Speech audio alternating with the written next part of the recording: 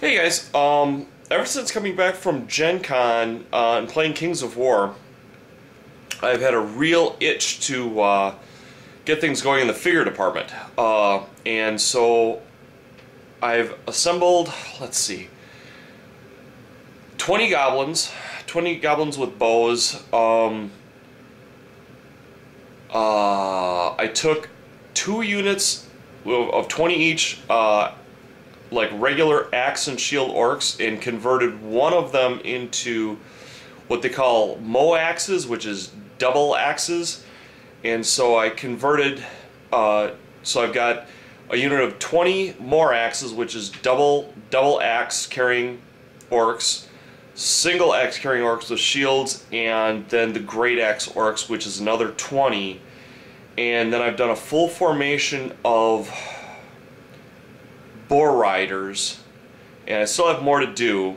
I was kind of burning out, and I was looking through the army list. They have an army called the Abyssals. They're not Abyssal dwarfs, they're just straight up demons. And so I've been collecting demons for a while now, so I've wanted to do a D&D campaign in Hell, basically, and you want a lot of demonic figures for that, obviously. Well, I started going through looking for stuff for this army, and check out the stuff that I have found. I found a unit of bloodletters, and these really cool Mage Knight. They're like dragons, but these could easily be painted up to look like demons. And they have a formation of what they call large cavalry, and it's on a 50 by 50 millimeter base. So I've got corn berserkers on the back of these dragons that are going to be my hell, like, heavy cavalry, essentially.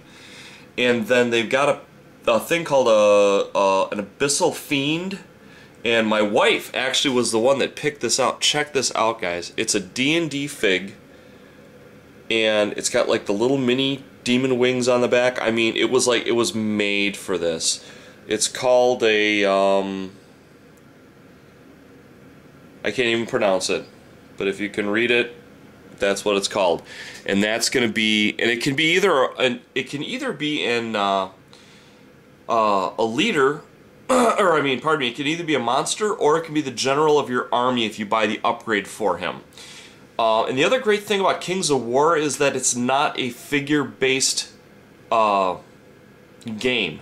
Meaning that it may have more wounds than you have figures, or less, you know, depending. But, so basically it allows you to kind of tweak stuff. And let me show you what I'm talking about. These are Mage Knight, like Dark Elves, I would assume, or Twilight Kin, or whatever you want to call them, on the back of lizards, which are essentially cold ones. I mean, it's obvious where the inspiration was taken from. But the thing that's so cool about it not being figure-based is this piece of paper that they're on is actually designed for 10 units of cavalry, which is 25 millimeters by 50 millimeters each. Well, they're too big to fit 20 by 50, but if you fit 4 across, they fit perfectly. So I can still use these in a Kings of War game, and because it's not based on figure removal, it's totally legit. It's an incredibly fun game. Me and my wife have been playing it. We're still learning the rules, but it's very, very, very simple.